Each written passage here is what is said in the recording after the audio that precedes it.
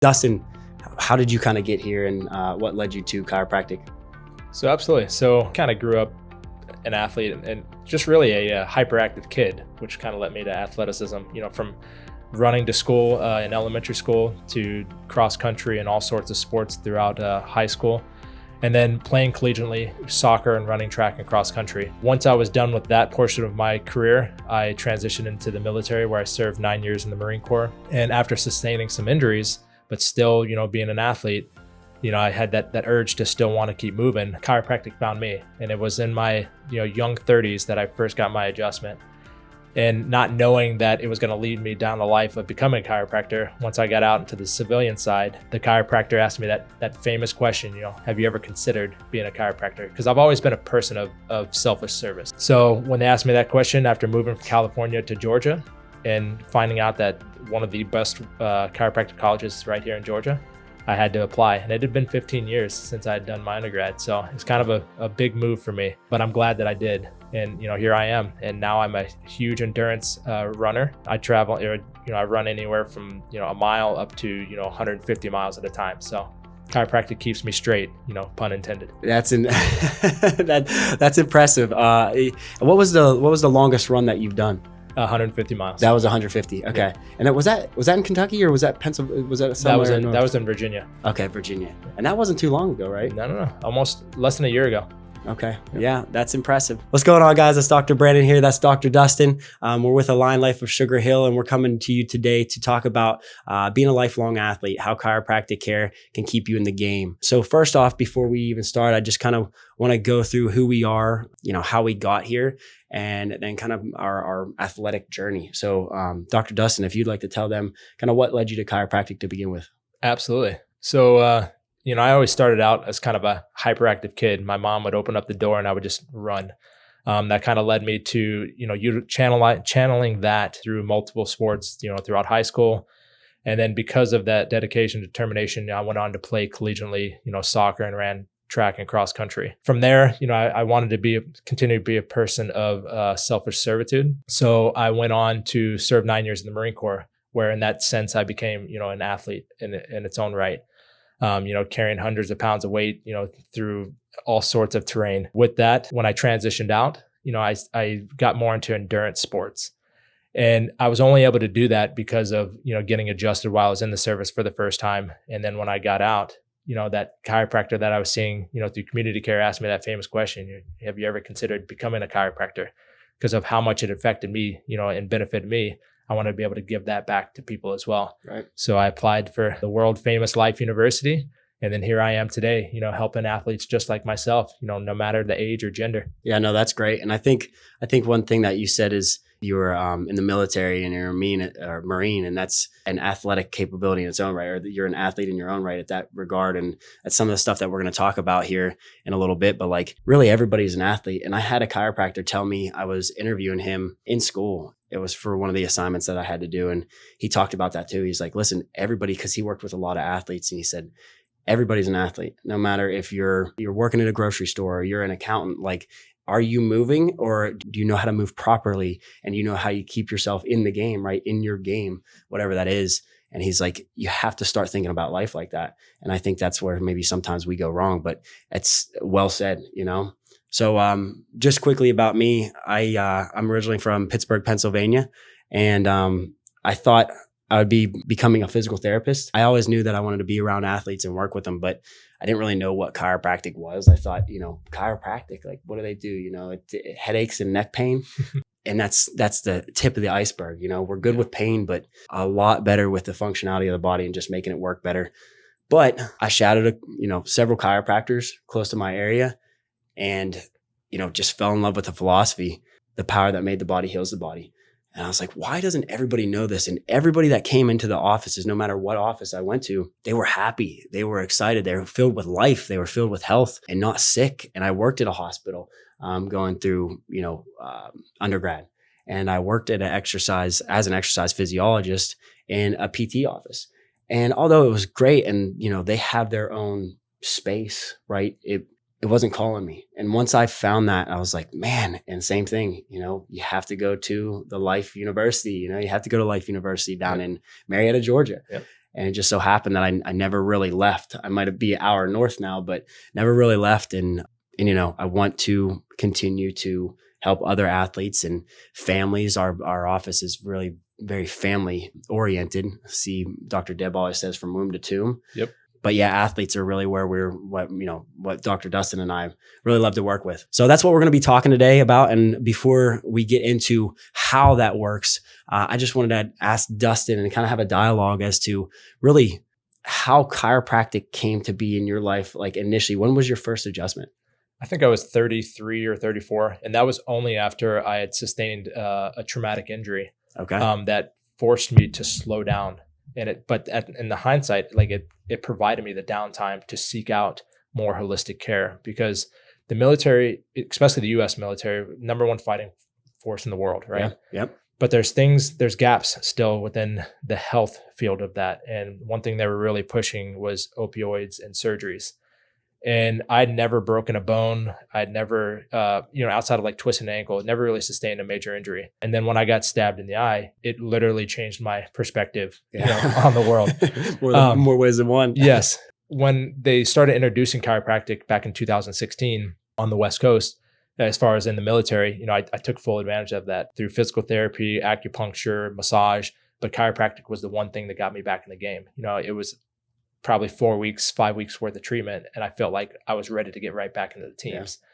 Yeah. And so that's what got me interested in chiropractic. Now, once I got out and I was receiving chiropractic through community care, like I mentioned earlier, the chiropractor that I was seeing, you could just see the love and the passion that was in it. It wasn't like going to a normal medical appointment where they just wanted to write your script and then get you out of the door. Like they wanted to know everything about you. And so they knew about me that I wanted to be of service to people. And I just couldn't figure out how. I applied for the fire department. I applied for the police department, but I didn't qualify because I only had vision in one eye. So I was like, there's still got to be a way. And so she asked me, if I ever considered being a chiropractor. And it never crossed my mind until then. And so I applied, to Life University. And I grew up in Kentucky, spent 9 years in California, and then moved to Georgia just because we wanted to be back in the Southeast. No idea that Life University was here. So it wasn't my plan. And when I stopped forcing my plan as far as wanting to be in the military more and more, chiropractic, opened my eyes, so to speak. And that's what led me here. That's amazing, man. It's funny to see kind of how where you thought your direction of life would go, and then kind of how God just kind of redirects you in the position path that not just you need, but think about others need you too. Absolutely. And I could go down a whole route about that. You think about if you don't stay healthy for you, stay healthy for your loved ones, and there's this thing going around on Instagram and TikTok nowadays, but it's a good point. Like they ask, well, yeah, you say that you die for your kids, right? And a lot of times this is geared towards the men. But either way, male or female, like, oh, you would die for your kids, but would you eat healthy for them? Yeah. Would you go to sleep for them? Would you put get up down that cell phone for 30 minutes a day for them? Yeah. And they've done some crazy studies on that too, like getting home and being on your phone and like thinking you're being present with the kids. Yeah. In reality, you're not. And how much, even my dogs, like you guys probably can't see them right now, but my dogs are laying right next to me, and being on the phone while you're with them, you think, oh, you're being present with your dogs, and you're not. And they can sense that. Yeah. So pretty crazy, man. But so let's jump into, I want to know, like, you've been an athlete all your life, and like you said, collegiate soccer, what is the difference now?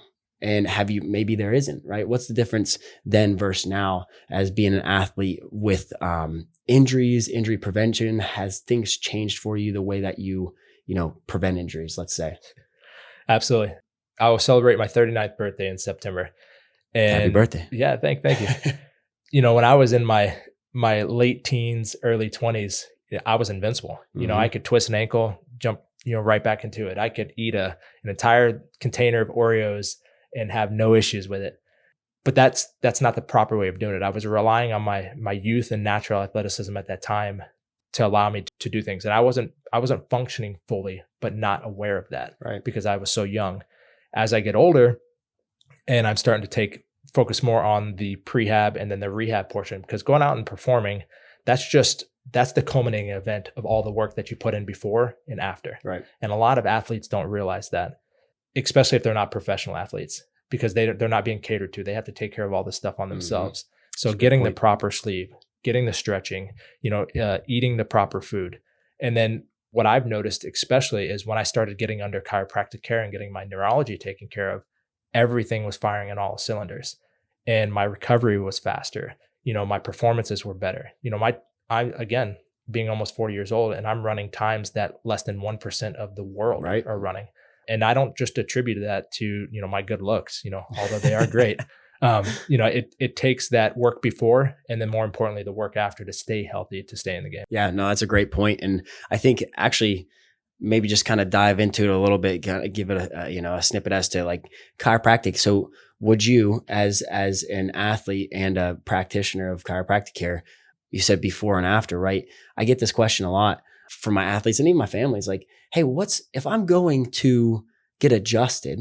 And there's some philosophical differences with this too, but even from a physiological standpoint, a biomechanical standpoint, like when somebody comes in and asks you, hey, let's keep with athletes, right? So I have an athletic event, let's say a soccer game, should I get adjusted beforehand or should I get adjusted after? It's a great question. You could think about, NASCAR or Indy. Do they do a tune up or check over their vehicles before they take it on the track? Yeah, for sure. Absolutely. It should be the same thing with the human body. Do you put up a racehorse back in the stables without taking care of it to make sure that it's well in order? No. No, you got to make sure that you're looking after that athlete, even though it's a horse, afterwards as well, to ensure that it's going to perform as well as, if not better, that next time you take it out. So I absolutely agree that adjustment is essential, at least to get checked before your athletic event, and more importantly afterwards, because we put so much demand on our bodies, no matter what your sport is, Right. that when you're getting to the top of your game, whatever your game is, you're pushing your body to the limit. So it's good to make sure that, musculoskeletal, neurology wise, you're right where you need to be. So I think an adjustment, at least to be looked over before and after, is really important. Yeah, no, and I would agree. To kind of piggyback on that, I used to adjust a lot of the athletes at Life University, being in the sports chiropractic field there. And, it was really cool. We had certain hours that we would go in and be there for the athletes. So they'd know, okay, yeah, we got chiropractic students that are here. And so we can get adjusted. But one team primarily, I mean, the basketball students, also the basketball players, we would be there for them before their games too. But I just always remember the rugby team. It wasn't mandatory to get adjusted, but it was highly recommended from their coach to get adjusted prior to the game. And I was in their locker room, and I had my table. I was in their locker room whenever they came in, and like as they came in from practicing and warming up at different things, they would get on. And these guys are huge, man. Their legs were bigger than my body, and I think no, there's no chance that I'd be able to adjust these guys. But they moved great, and guess what? Their coach understood the power of chiropractic care and making sure that they rehabbed and prehabbed and all that good stuff to get them moving to the best of their abilities for their event. And those guys were national champions for how many years in a row? Like 6 or something like that beat Penn State. And it wasn't even a game. It's attributed to how they take care of their body. And the thing that you said, I like, you're invincible back in the day, right? You could eat whatever you want. I did the same thing. In undergrad, I just wanted to get big. So I was eating and I still looked like skinny, right? I looked healthy and I was eating Burger King, McDonald's, Wendy's, and I had a fast metabolism. So I didn't really look like I was unhealthy. Granted, now looking back at it, I see some pictures and I still was unhealthy. It was like a secret unhealthy. And my body I was on 2 different medications by the age of 22. That's not normal. And that wasn't genetics. I played it up to genetics because both my parents had, not my parents, but my parents' side, each side had high blood pressure. So I was like, oh, it's just genetics. I'll just take this pill for the rest of my life. When in reality, I was solidifying my fate right there. I was living into it. But what you said was like, you ate all this stuff and you were invincible. But do you think that had any effect of even now, like some of the stuff that you did in the past? I mean, obviously I know the answer, but like, what do you think about that? And would you say to those same kids right now that are saying that they're invincible? We do a great job as young athletes, again, early teens, young 20s, looking at these professional athletes that we want to emulate. Yeah, and all we're seeing is the performance on the court, on the field. We're not taking the time to look into what they're doing for their diet, what they're looking for their prehab and their rehab. You will see that, they're putting that high-end fuel in their bodies, not the low-end fuels like we talked about. which is actually stressing our bodies out, and it's counterproductive. So I would say that, if you really want to perform, you need to look at the fine details of what they're doing, not what they're doing on the court, because again, that's just a culminating event of all the work they've put in prior to. Again, they're looking into the nutrition, they're looking into their PTs, they're looking into the chiropractic, all that stuff that's helping get them to the top of their performance. Yeah, no, that's great. I would agree. So yeah, so some of those guys, their legs look like tree trunks, and we got them adjusted pre and post game. Majority of the time it was pre-game for them, because obviously the coach knew the benefits of that, and we'll go into some of those benefits. There's very well researched just about the brain waves, beta, theta, alpha, even delta now, like what that does with the chiropractic adjustment, the specific chiropractic adjustment, and then also like balance and agility. It's changing all those things just by increasing the curvature in your neck, which is amazing. But yeah, those guys got adjusted, and 6 or 7 championships in a row, and it just goes to show you it matters. It matters how you treat your body, and it matters how you rehab and prehab, for that matter. Absolutely. So kind of tell me, like, what did being in shape mean to you in your 20s versus now? So really in your 20s, let's go from there. So yeah, I mean, being in shape in my 20s, I was a collegiate athlete. So a lot of mine was performance-based, but always more so like outwards appearance as well. So like I always considered myself like a running or walking business card, so to speak. I felt like if I looked a certain way, that meant I was going to perform a certain way, neglecting the more important part, which was taking in the right nutrition, and then more importantly, making sure that my nervous system was taken care of. I just didn't know about it.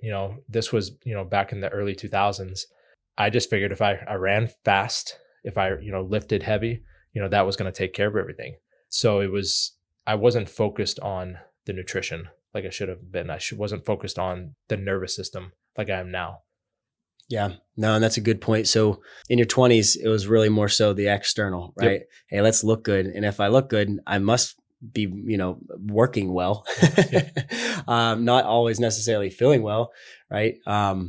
Even in my own experience, I was bloated. I didn't really think anything of that. I had headaches all the time. Like I'm telling you, like 4 or 5 times a week, wow. I had headaches. I don't even know if you know this, but yeah, I was on Singular they thought I had allergies. So I was on Singular. So that was actually 3 medications, Singular, Losartan, and then omeprazole for heartburn. But I had heartburn, right? And then I was having all these sensitivities. I started getting sensitive to shrimp. We used to eat Olive Garden all the time, and I would do that, the shrimp Alfredo or the seafood Alfredo. And then I started getting real bad heartburn from that. And my body was saying, help me. But since I looked good, I was like, I'm healthy, right? This is just genetics. More and more research coming out. At first they thought 66% of genes you couldn't do anything about it. That was it. And then they came out and said, wait a second, it's only 33%. The rest is epigenetics. And we were like, wow, that's awesome. So he gives the people the power, right? A chance, right? No more excuses. And for those that don't like excuses, that was awesome. For those that maybe do, and I'm not downplaying any or shaming anybody, but we get in this cycle, and it's a big thing. We get into this cycle where we just tell ourselves something. That's neuroplasticity. Yep. So neuroplasticity, meaning axons, the nerve literally will make other connections, and then we live into our reality, or we create our reality, really. Yep. But if we're constantly telling ourselves we can't do it, or it's just genetics, then we pretty much just live into that. But now they've come out and they said about 8% is really genes that you can't really turn off. That's true genetics rather than epigenetics, which is huge. 92% you can do something about, and it's really the things that you do on your day-to-day basis, which is big for our athletes. Yeah, imagine if 92% of the population, or even a person, operated out of 92% of their actual capacity. If they just said yes to 92%, everybody would be their own athlete in their own right, versus just sitting and watching Netflix all day. Yep. Well, imagine what our society would look like too. Oh, I mean, if you change yourself, right? And we talk a lot about this in our office, but like if you change yourself, then you change the people around you. You have a ripple effect. And I think it's BJ Palmer, but Dr. Deb loves it. Man, I'm going to butcher it. You never know how far reaching what you say, do, or think, can reach other people. Exactly. I was never called a wordsmith, but that's exactly what it is. And you live into that. One thing that I'll just get you a quick little tip right now, and for athletes and just other people alike, and like we talk about, it's you're your own athlete, but positive affirmations in the morning. Absolutely. You change your brainwaves. So saying 3 or 4 things in the morning, saying a positive thing. Okay. We have, I think it's something like 60 or 70,000 thoughts a day. Mm-hmm. And how many of those are negative? Most of them. Yeah. Yeah, most of them. So, and again, they did studies on this. It's 80%. 80% are negative. It's crazy. So if we start off with a positive, how is that going to affect our day? And then our next day and the next day? It's just going to build upon itself. And that's the same thing with the chiropractic adjustment. If you're getting your nervous system checked, right? You're adjusting that atlas, which is top bone in your body. Everything runs through that. Do you think that you're going to have better gameplay? Do you think that you're going to be able to throw the ball better, have better agility? Absolutely. Well, and then it gives your body the best chance to adapt, because of the innate intelligence. So whether you make the right and what choices, is real quick, what is innate intelligence there for the people at home? So innate intelligence is your body's innate ability to heal itself from the inside out. Some people refer to it as homeostasis, but we like to refer to it in the philosophical aspect as innate intelligence. Your body's going to do what's best for itself. And like Dr. Brandon mentioned earlier, he was having heartburn, but instead of listening to his body saying, help me, he was going against that for years until he discovered chiropractic. And then through that, he was able to better take care of his body. Yep, for sure. And one thing that we do in our office is functional nutrition as well. Yeah. So that goes hand in hand. We won't dive too deep into that, but Dr. Dustin mentioned it. The things that you eat plays a factor in how well you heal and how well an injury heals, how quickly you get back on the field. But not only that, I mean, pain too. Yeah. People think that the pain that they have, it doesn't have any correlation to the things that they're eating. What do you think about that?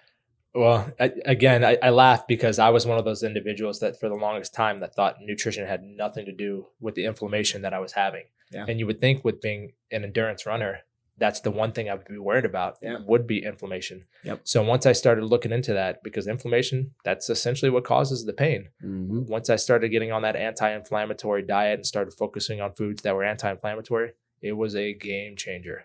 So, and kind of speak into that a little bit, game changer as in, obviously you noticed that a little bit later. How so? Was it like you said, was it in, your after the event or even during? Yeah, during and after. It makes me smile when I'm out here doing these long runs and I'm in my happy place and I know that I've taken care of myself leading up to it, especially when I talk about like inflammation. Yeah. The more you can offset the pain, the more you're less likely to think about pain, right? Right. So when I'm out here doing it, I'm in the mile, 50, mile 80, and I'm not feeling the pain because the inflammation is significantly reduced leading up to that. Mm-hmm. My thresholds are increasing. And then afterwards, if I'm drinking, my protein shakes that have my, my blueberries or my other anti-inflammatories in it, I know my recovery is going to speed up significantly, right? Because I'm putting the right fuel that my body deserves.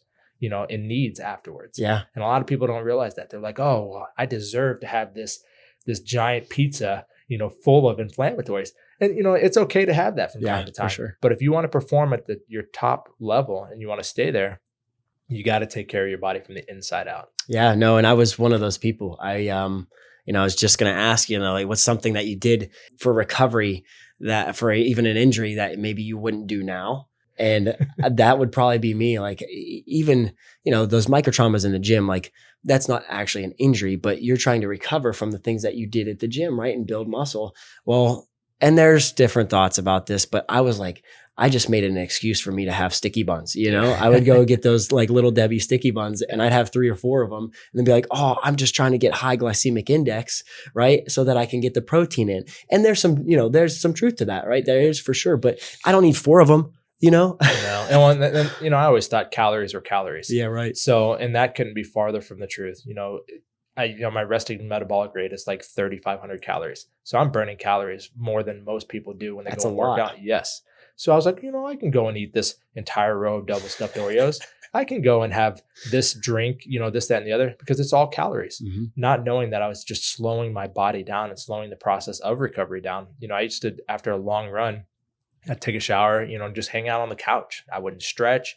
I wouldn't eat the proper foods, and then wonder why I'm so stiff and just tired and lethargic the next day.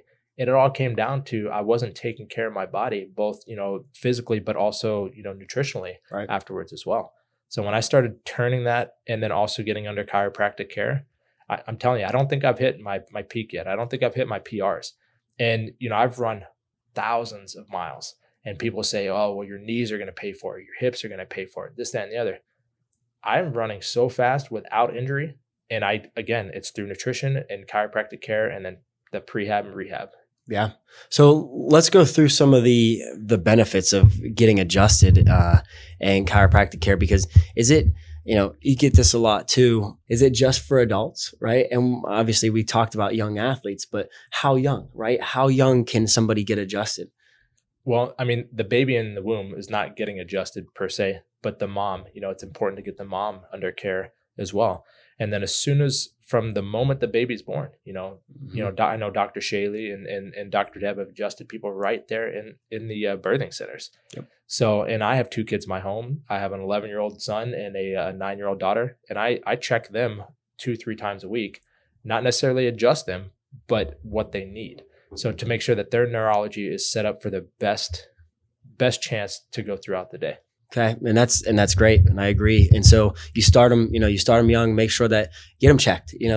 It doesn't necessarily mean that you go to a chiropractor and you get adjusted right off the bat. You want to make sure that it's what their nervous system needs. Yep. And a lot of times it is from compression, even from the birthing process itself, but that builds upon it, with athletes. And young athletes. So a lot of our young athletes now are anywhere from 10 to they're in their like 16, 17, 18 years of age now. And you have those guys that really want to go to the next level and girls that really want to go to the next level. And some can be, they're very mobile, right? Yeah. And I have some people coming in, they're like, oh man, it feels so good when I adjust my neck, right? And when I adjust my own neck. So, and just to give people tips here, why is that such a big deal? Like, why is that not what we recommend typically? Well, one, you need to be specific, right? When you're just wrenching on your neck or wrenching on your arms or so on and so forth, you're creating more mobility that doesn't need to be there. And hypermobility is it's definitely not the way that you want to go, because there's a reason why the bones are around the neurology. It's to protect it. It's providing armament to protect that neurology, because without it, the muscles aren't going to work, the vessels aren't going to work, the organs aren't going to work. So cracking your own neck, although it may feel good and sound good and get views on TikTok and Instagram, it's not what you want to do. You want to come to somebody that is going to put that impulse into your body that's very specific and designed for that. Exactly. And that's, even if you just by chance, by pure luck, are getting the right segment to move, right? That right joint that takes the pressure off the nerve. If you're doing that 4 or 5 times a day, that's like me coming to your house 4 or 5 times a day and adjusting you. There is such a thing. So there's too much of a good thing can be a bad thing, right? So I don't think I've ever went to somebody's house 5 times a day and adjusted them. Now, are there cases, again, in relationship to certain things that people need to be adjusted more than once a day? Yeah, that's typically acute things going on, and you have to make sure that you're doing your due diligence. But the most of the time, if you're doing that for a long period of time, it can become hypermobile. And that gas is it's always going to be relieving. The pop is always going to be relieving, because that's just what it is. It's gas. You don't need a chiropractor to get that. I'm sure you've probably done some stretching and you hear some popping and clicking. That's not a specific chiropractic adjustment. And again, if you're doing that constantly with really quick movements, you're going to become hypermobile and have more issues and maybe more injuries down the line. Yep. So that's one thing, right? One thing. Another thing, maybe diet wise, let's give them another tip. So let's do about 3 tips. That's one, just from a biomechanics standpoint and doing some self-adjusting at home. So do not. And then 2, something dietary, right? Daily. What's your daily supplement that you take? So my daily supplement, so I'm big on making sure that my electrolyte balances are key. Yeah, it's huge. So because your muscles operate on certain vitamins and minerals. If you don't have that right balance, they're not going to fire right. So you're going to get cramps. You're going to get tightness. And so I make sure that, and it's taken years and I'm still balancing out right, because the demands could be different on a different day. So it's I wouldn't say it's an experiment, but I've got not every supplement is targeted just to me. Right. So if I know that I'm going to go out and I'm going to do a long run, leading up to that, I'm making sure that my hydration levels are optimal, that my electrolyte levels are optimal, that my protein intake is optimal. Yep. So that way that I'm giving myself the best opportunity to perform.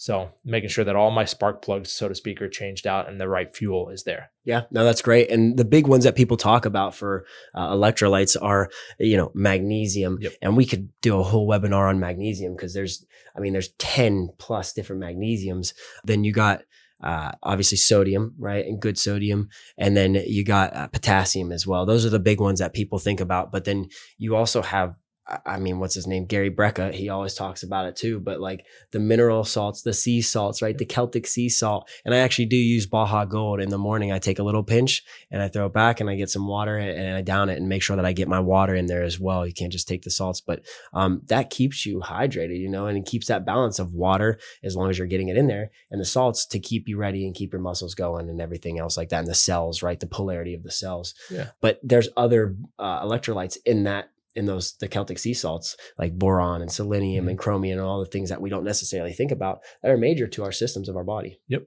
And a good touch point there is like a lot of people think that, I have to drink, half my body weight in ounces of water, right? Which is great and all. But if that's all you're drinking, but you're not putting those electrolytes and Right. nutrients, it's just flushing it out. So you need to make sure that you're balancing it right with the right electrolytes and minerals, instead of just burning the candle from both ends, essentially. Right. But now, now that I'm approaching 40 and I still feel like I haven't reached my peak, it's all about longevity. I like to push my body to the limit, but in order to do that, I have to come at it from a holistic approach. And that can't just be running a lot of miles, lifting a lot of weights. I have to do it from the inside out and focus on the nutrition, focus on the hydration, focus on the chiropractic adjustment, and the stretching before and the after. Because if I don't, my body's going to break down and I'm not going to be able to train like I want to, perform like I want to. Yeah, no. And all great points. We went into this the other day, but we talked about, everybody's going to die. Right. Yeah, it's true. And we kind of all chuckled about that. That was the inspiration of the morning. Like, hey, we're all going to die. But the reason behind that is, we all have an expiration date. How do we want to live in this time? And how do we want to be remembered? Right? What are the valuable things that we want to help people with, or we want to live our life to the fullest? And because I asked several people this in the office, it was like, let's just say if you knew when you were going to pass, right, and go be with our Creator, let's say it was in a year or in 5 years, would you live your life a little bit differently? And everybody said yes. It was a resounding yes. Yeah. And, I think of what I still want to accomplish and do in my lifetime. And, we think that we're always going to be here. So I'll just do it tomorrow, right? I'll just do it tomorrow. Well, in reality, you don't know. Tomorrow's never promised. So if you have some kind of intentionality behind your life, you live it a lot differently, really. And that's the same thing with athletics. So some of the things that I want to kind of go into, just give a couple tips. But before we do that, actually, I want to talk about injury and injury prevention, because we all had them. It's not if, it's when you get injured, especially being an athlete. What's one of the things that you used to do, or maybe just in a specific injury, to try to rehab it that was wrong in the past? Well, growing up in the 90s and early 2000s, through athleticism, it was just gut it out, push through it. And that couldn't be the farthest from the truth. If you're in a game time situation, maybe. But if it's coming down to training, if it's coming down just to your weekend warrior stuff, there's absolutely no reason why you should be pushing through an injury, creating more insult to that injury. So that's one of those things that I wish I had realized early on, that I didn't have to do that. And now that I have children, now that I'm, getting a little older, like I think about it, like, how can I make this feeling, this euphoric feeling of being ambulatory and moving and enjoying the outdoors, how can I make that last?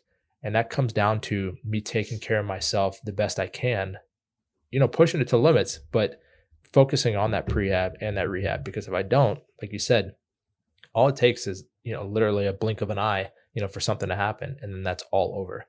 And, yes, can you adapt and change your way of doing things? Yes. but why get to that point? Why stress your body to the point of complete destruction when you could have just prevented that by making some small changes? So that's probably my biggest thing is don't push through unnecessary injuries. Right. Get checked, do the right things before and after. One of the things that, I think of is, and I was never a chiropractic kid, so just having that thought process now, like now it's just a way of life. Like, oh, you get injured, or oh, you're sick, you need to get adjusted. You feel healthy, you need to get adjusted, right? That's the preventative wellness aspect of chiropractic care, or at least you need to get checked to get adjusted. Yep. It was never like that. My mom was more conservative. She was in the medical field. She was a respiratory therapist. But she was always the one that pushed me, like, you don't have to go to the hospital, or you don't have to go to the doctor right now. Like, let's see how your body, does. And I was a big baby. I'm like, Mom, just take me to the hospital. I don't want to miss another day of school. Right. Then she would after a certain amount of time. And then I would get on antibiotics and go through that whole realm. But I think that really broke me down. But in an injury standpoint, you can't really ask what if. You try not to like live in this, like, well, what if? But, sometimes I do. I'm like, I wonder if, that fracture would have healed a little bit quicker if I would have been under chiropractic care, or eating healthier. Those two things go hand in hand. And I didn't eat the healthiest, growing up in an Italian family, like it's all carbs, yep. Which my wife would probably disagree with me, but I think my blood is, 50% carbohydrates. So maybe I need them, but, but there's that, right? But eating healthy and then also getting adjusted. I just wonder how maybe that would have changed my rehab and some of the things that I did in the past, got me on the field a little bit quicker. Yeah. Well, I mean, that brings up a good point. So the people that I've seen, the athletes, the general population that I've seen under chiropractic care, they are usually less sick, mm-hmm. healthier people, better performance, more awake. It just all the things that people aspire to be and wish they could, that they're not going to get through, medicine, so to speak. Yeah. These are what is happening under people with chiropractic care. Like my kids are never sick. Mm-hmm. And I think that comes again through getting checked and getting adjusted, but also doing things naturally, versus forcing what we're being told is the right thing to do. Right. And then taking charge of our own health, which I think a lot of us don't do. We just kind of follow like sheep, of what we're being told to do, and then wondering why we're not performing like we're supposed to. Yeah, no, you're right. And like, that's why we do these educational things. It's not to judge, it's to inform, and I think it's like, it's a big deal because you're always getting that one aspect of healthcare, right? And at the end of the day, a lot of times it's more sick care than anything. It just ends up being, you stay sick for a longer period of time. If you're on this medication, then what does that medication have to do? Well, that medication is for my other medication, right? And then we get on this whole realm of like, we have this big box by the time we're, 35, 40, 45, 50 of all these medications. And that's just not really, I don't think the way to live, No.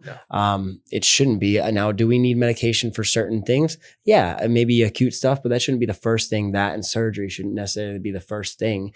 Now, everybody's case is different, but the first thing that we go to, become healthy, right? Let our body do the work that it is meant to do. We have a pharmacy inside of us that most people don't think to utilize initially. And it's free, guys. It's free. So one thing that you said that I wanted to touch base on was, a more clear-headedness and focus and sickness, right? Like less sickness. C1, C2, which is the two top bones in your neck. They talk about this, and there's research out there, 4 to 6 weeks of chiropractic care with changing the brain waves. And one of the brain waves that they looked at was the delta waves. And they talked about brain fog and how it's associated with increased delta waves. And the chiropractic adjustment within 4 weeks showed that they diminished the delta waves. And so we hear this all the time. I mean, that in the office, but like, man, I just feel more clear-headed. I don't feel like I had or have as much brain fog. Why is that? Well, it's not a figment of your imagination. It's your brain literally changing. Yep.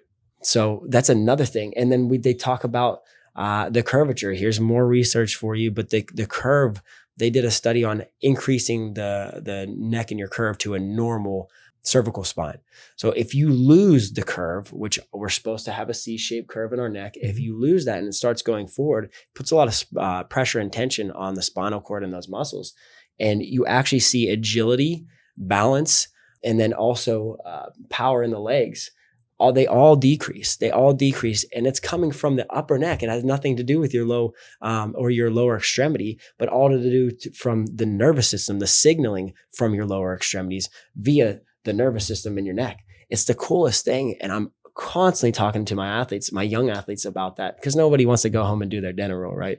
It's true. But I mean, if you put it in something that they can understand, it's like if the circuit breaker is blown in your house, the light switch isn't going to work, right? Because the cause is the circuit breaker is switched off. Now, once we get that back online, the rest of the lighting should work, unless there's something wrong with the wiring, throughout the house. Right. But it's the same thing. The brainstem is that circuit breaker of your house. And we are that electrician that goes in and makes sure that it's turned on like it's supposed to be. Yeah, no, that's it. That's it. And that's really what the premise of chiropractic is. People think that we're pain doctors. No. We don't treat pain. We don't treat disease. We connect brain to body. That is the main thing. And I think people think it's almost too easy, right? And sometimes even saying it out loud, it's almost too easy. But it's the specificity of that adjustment, getting that bone, making sure the inflammation is decreased around the joint, making sure the joint is moving in an appropriate manner. And that's what it is, so that you have each segment moving in relationship to one another. And then also getting that segmental movement. What does that do to the regional movement, which is your neck and your mid back and your low back? It makes it move better too, right? Absolutely. The biomechanics. And then globally, that's going to make the extremities work. Your arms, your legs, your knees, your ankles, everything's going to work better. And I always talk about the static electricity. If you might be too young to remember this, but I'm sure you've seen a TV series or something that I've talked about this before, but those old TVs, you remember those with the antennas? So the antennas, they would go like this to make sure that you could actually see a clear visual on the TV. Mm-hmm. And if it wasn't, then you'd have a lot of static, right? And you couldn't see the picture. That's the brain whenever there's an injury and you don't change the dynamics of the neuromuscular junction, right? You don't change the dynamics of the nervous system, understanding where that joint is at. That's what the subluxation does. It's a dysfunction, right? From the nerve, disconnecting the brain to body. Absolutely. So how do we rehab that? We get it adjusted. Yep. You can adjust an ankle that has just been strained or sprained. Now, granted, sometimes there's some pain there, so you have to decrease the swelling. But a lot of times, in my experience, the swelling has gone down even better with an adjustment. Yes, very cool stuff. A couple things we're going to leave you with, you guys here today. Just a few tips. So, one thing, let's talk about maybe a tip or trick that you know of that you do in your day to day for nutrition. What can these guys and gals do at home to help maintain and optimize their body? Well, you got to know the basics of nutrition, and we can explain that to you in the office as well. But understanding what your body's demands needs, because everybody's different. You can't just grab a jar of I don't know, food off the counter and expect that to be your fuel, right? So knowing the basics, vitamins and minerals that your body needs and where you can get those naturally. Because if you can get those naturally, that's the best way to do it versus getting it, through a bottle. Now, supplementation is sometimes needed because it's not, provided all the time in our food. So understanding that, I think, is really important. And then when you're hydrating, making sure that you're getting those electrolyte balances correct. Yeah, for sure. Yeah. That's great. And then the second tip, let's talk about, I think a big one really is when we talk about the thoughts, traumas, and toxins, the stressors of life, which everybody has. It's not going away, but the mentality and the emotional aspect, especially with our athletes, like you get into these funks and you feel like you can't get out of them. They even talk about yips in baseball, and it's all the mentality of how you think about yourself. It's the negative, stuff that you're like, man, I'm never good enough. I'm an imposter, right? What's something that you know of, right? And you talk to your patients about what's something that they can do at home for that stress? Well, one of the things that I do every morning is I go through a gratitude list, the small to large things, because we are all blessed in so many different ways, right?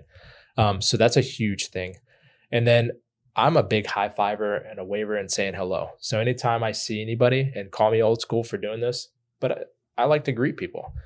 And I have found that majority of the time, people enjoy that. and they receive it well. And then even like signing, the credit card machine or my checks, instead of signing my signature, I'll put a smiley face. And some people they'll look at me like, I know this isn't your signature, Right. but I appreciate that. Yep. Because finding humor and happiness in life is what it's all about. So that you can make excuses, to be upset, on a daily basis, but why? Right.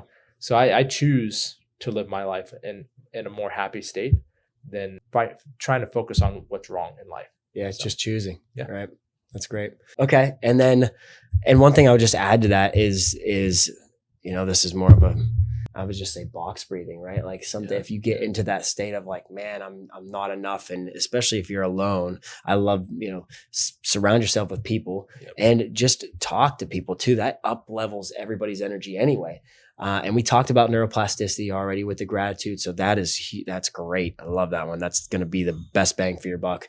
And then, your use of time, but the box breathing is something you can take a deep breath in. You breathe in for 4 seconds, you hold for 4 seconds, and then you breathe out for 4 seconds. And you do that, 3 to 4 times. And that's going to help increase the vagus, stimulation, which calms your system down, a parasympathetic response, which allows you to rest, and calm everything down. So that's huge. Yeah. Right? That made me think of something I also enjoy doing, although I'm not great at it, is singing and humming. Yeah.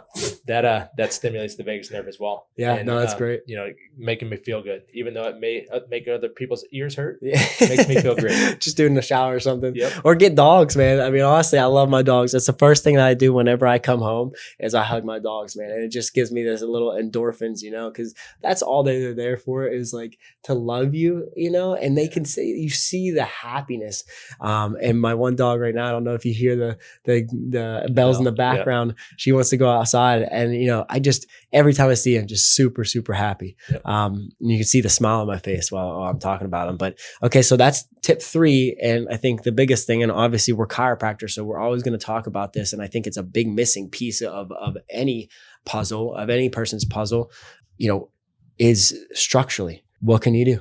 Well, get checked, even if you don't, and that's the thing that people don't realize. And you mentioned earlier, like we're not there to solve pain, right? Although we're good at it, right? Get checked before it becomes an issue. Come in and get checked.